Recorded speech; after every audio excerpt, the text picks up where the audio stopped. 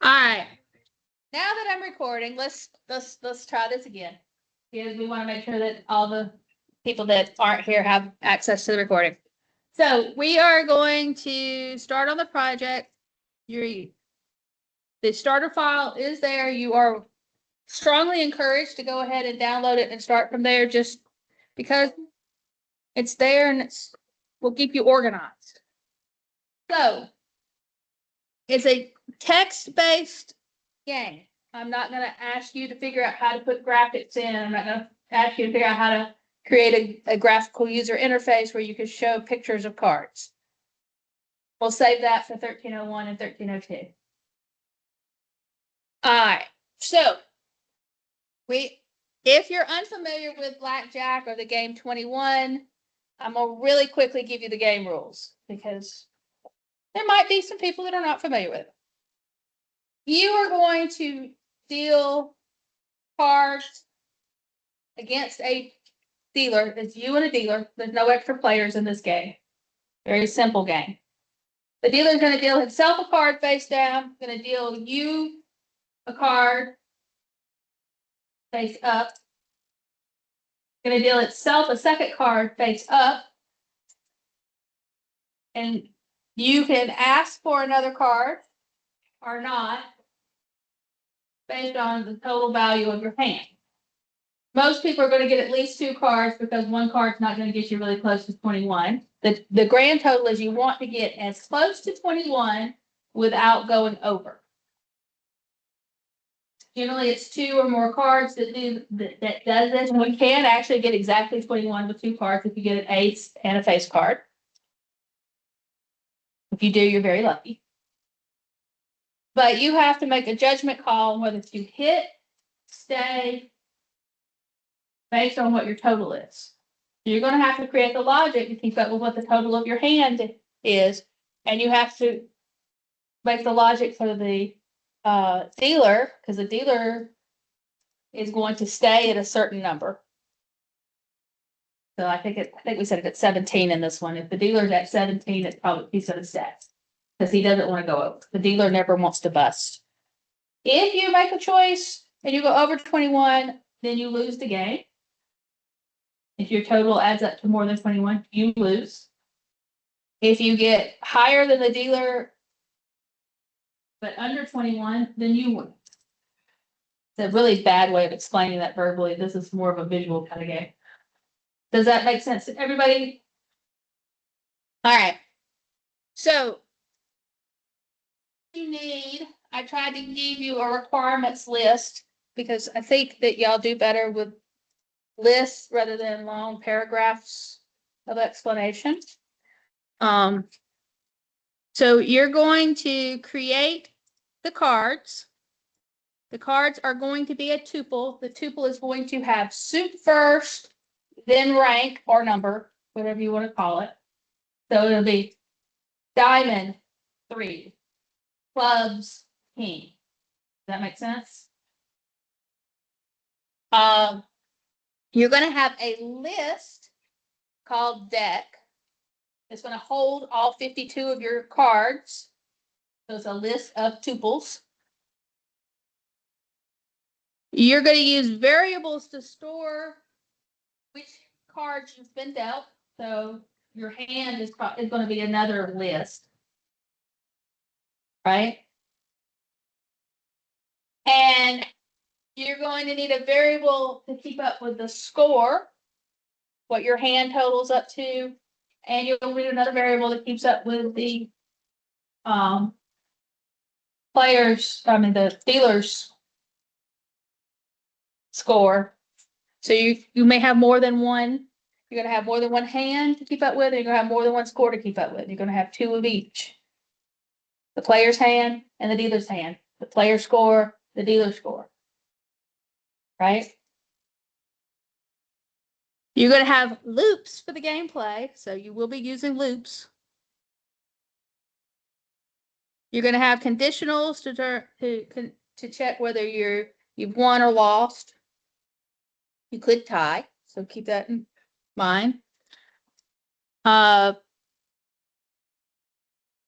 you're going to output messages. You're going to tell me when I've lost, when I've won. You're going to ask me if I want to, you're going to ask the player if they want to hit or stay. So you're going to have some print statements. You're going to want to display the hands. So again, more print statements. You don't have to do a lot of formatting here. I'm perfectly happy with you just printing out the tuple the way it stands. So it'll just say, it'll just have the parentheses around it for each card. Does that make sense? You don't have to go make it look pretty and say you have card 1 is this and card 2 is that. Just the list of the hand is fine. The dealer is going to hit if they're under 17. So even if it's 16, they could hit and then they could go over with the 26 if they got a face card. But it just simplifies the rules. The dealer has no decision making. It hits or stands based on that number. Because generating AI to actually play this is not gonna, we're not doing that. So suggested functions are actually the things that are going to be in your starter file. Those functions are there, or the equivalent of them are there. I would do it with these functions. Are there ways to do it without using these exact functions? Absolutely. Just be mindful that if you go in too complex, that you can make this very, very, very complex. And you can very much overthink the code for this. So that's the reason I went with a starter file, to try to keep you on the simple side of it. Remember the KISS principle, we want to keep it simple and stupid. We're not calling anybody stupid, we want our code to be stupid. All right. So the player gets to choose. They can make poor choices. We're not judging their choices. We're just letting them make them. You need a function that's going to compare the hands. I would put it in a function. A lot of people would write all this in one big thing, and it's going to make it very confusing, which is why I broke it down into functions for you. Y'all are not effectively using functions on your own, in my opinion, based on what you've submitted to me. So I'm trying to force you to think about it in pieces. All right, so card values, just in case you didn't know. 2 through 10 are worth their number. Well, there are no 10s. 2 through 9 are worth the number on the face card. Well, no, there are 10, sorry. 2 through 10 are worth the numbers on their cards. Jack, King, Queen are also worth 10. You can tell I don't play with cards often. Aces can be a 1 or an 11. So you're going to have to write the logic to make it decide in your hand whether the ace is a 1 or an 11. If 11 points is going to bust you, then you need to count it as a 1. If 11 points is going to help you, then you want to count it as 11. That makes sense? So, an if statement, some logic in there, right? Here's some example logic for that. Right. Here's some samples of what the output might look like. So I'm not necessarily saying it has to be super complex or super fancy. You can have the hand can just print out as a list and then tell me what the value is and total it up. The way says you have to make elaborate formatting decisions on your output.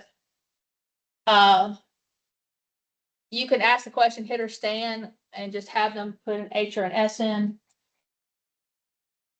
Right.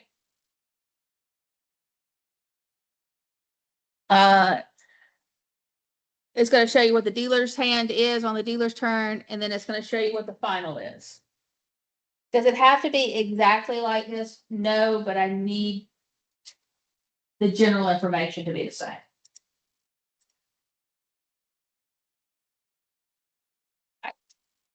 All right, so that's that. Notice I didn't put points on this. You know, normally I tell you how many points each part is worth. I didn't do that this time because I wanted to think it through a little bit more. And after thinking it through a little bit more, and I'll go back and put this in writing where you can see it after today, but I'll let you have a little bit of input since you actually showed up.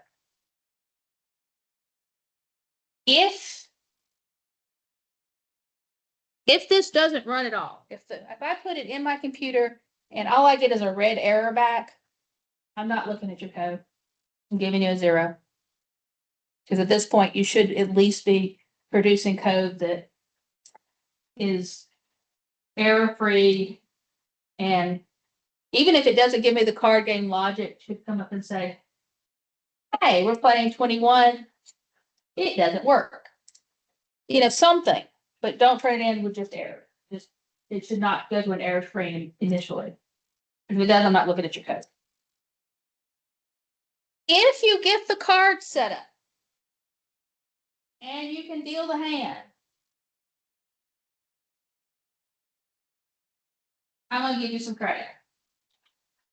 The ace logic is a little bit more credit.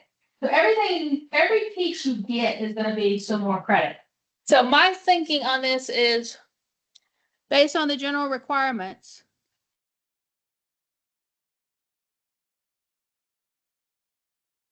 There's 8 general requirements here. The comments is a requirement. Comments to explain your logic. That's a requirement. That's 10 points. If you don't have good comments, you could lose 10 points right off the top. Right? I've been doing that since mid-semester. So you know your 10 points is here. Using functions to organize your code. Another straight 10 points. If you just write it all in one big thing, I'm just automatically docking 10 points whether it works or not. Because we taught functions, you should use functions. I think, and you guys can correct me if I'm wrong in my logic here. I think the majority of the points for this are in seeing whether you can set up the logic for the gameplay, and if you can use loops and conditionals correctly, because that's what the course was mostly about. So 20 points of it is organization and comments.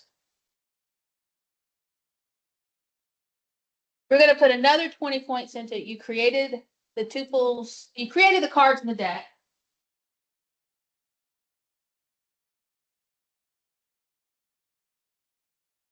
So that's got us up to 40% of our grade. If you can deal the hands and calculate the total, that's going to be another 20%. So now we're at 60%. The ace logic, I'm going to probably count that as a 10-point thing because it's pretty. It can be tricky, but I gave you an example, right? So we're halfway there. The other 50% is whether or not you get the gameplay logic work. Does it hit or stay? Does hit and stay work? Does it calculate the total of the hands correctly? Does the dealer hit on 17 and below? Does it allow the player to hit? Does it tell you who won, who lost? So about half of the credit is whether or not this game works. And yes, I'll give partial credit on it if parts of it work and parts of it don't. Absolutely. But you could get 50% of it just by setting up the deck and hands and using comments and functions and things you should be doing effective. Does that sound fair? Okay, I will type all this up and post it where you have it, where you can look at it, because some people like to know. And I'll put a little bit more detail into it on how I'll break down the gameplay for partial credit. Does that sound fair? Okay. All right. So that being said, let's go grab the starter file. And mine has put a lot of ones in it. You can absolutely go rename it.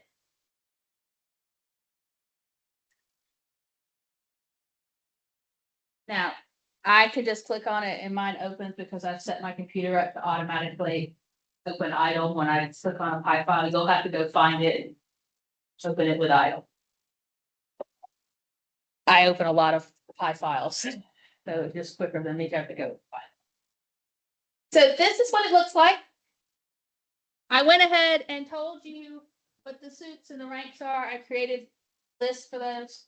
The reason I did that is because in my head, it was easier to create the cards using loops. And if I already had a list of the suits and a list of the deck of the values, then I could just set up a for each loop where it goes through each one of the suits and then have a embedded loop to go through each one of the. We did this in the lab. So if you came to the lab or you watched the lab video, we started on this, right? We had nested loops. If you stuck around with me on Tuesday, we went through loops some more where you could understand loops a little bit better. If you didn't, you missed out. So this part, creating the deck and creating the cards in the deck, I feel like you have a good start on. We did those last week in our lab. I didn't do the whole deck, but I did do a piece of it for you. You want to expand that to do all of it. Questions? If you import random, which you need because you won't get to randomly deal cards, you don't want the cards to be in order. Random has a shuffle function already, so you don't have to create the logic for shuffling your deck. You should thank me for this because it can get confusing trying to shuffle your deck. Please use it. I put it in the starter file, so therefore you absolutely can use it. We've used the random module before, so any pre-built functions in that module are fair game. So random.shuffle and then the name of the list will mix it up, or you don't have to. You're going to return the deck. Why am I going to return the deck? Because when you go into gameplay, you're going to use the deck in that function.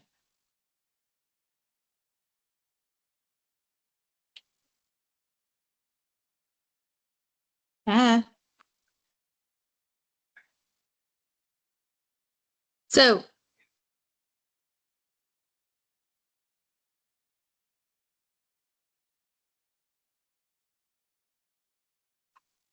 the next function in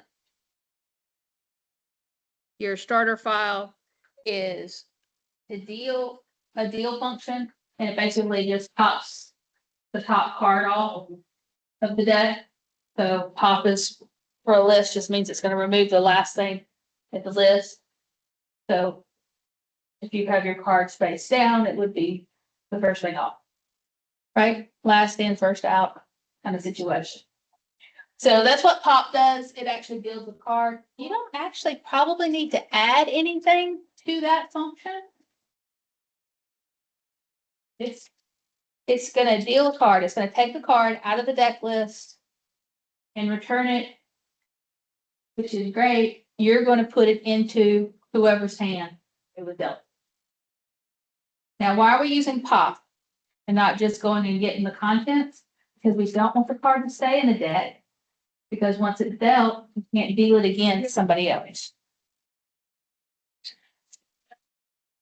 You're going to add logic to calculate hand. So this is where you have to take what's in each hand and calculate the value.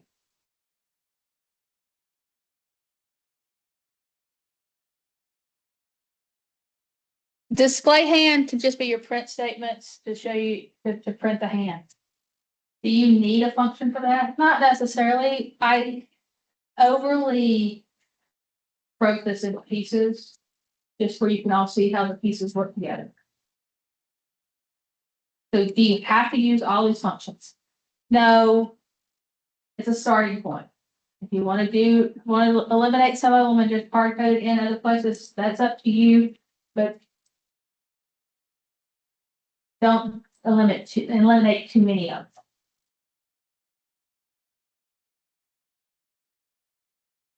So display hand, like I said, is just going to print out whatever's in the hand. If you want to change that one to where it's also displaying the total value for the hand, you know, like if you want to go ahead and show the calculations for each hand every time you display it, go for it. You want to make it prettier, go for it. Do you have to? No. Yes, ma'am.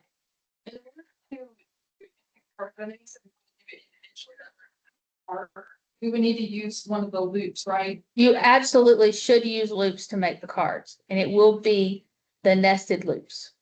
That's So that would be the easiest way to do it. like having a loop inside of. Yes. And, So if you were here for the lab, we use nested loops in the lab? Yeah. So go look at that and expand it. So instead of making 3 or 5 cards that we made in the lab, expand it to make all the cards. Okay. The function for player's turn, this is where this function is going to take the deck, all the cards, and it's going to take the player's hand, because you might need to deal from the deck and put it into the hand based on whether or not they say hit or stand. So this is where that logic would be. This is the function where you would ask the player if they want to hit or stand based on the deck or based on the hand they have. If they hit, you want to pop something off the deck and put it into their hand and recalculate the total. And you want to do the same thing on the dealer's turn, except with the dealer's hand instead of. Now, everywhere you see pass in here in orange, you're going to take that out. The pass is in there because the starter code had a return type, and if I didn't put it in there, it would not compile. And you'd go, oh, you gave me code with errors in it. So that's the reason the pass is in there. You're not going to leave the pass in there.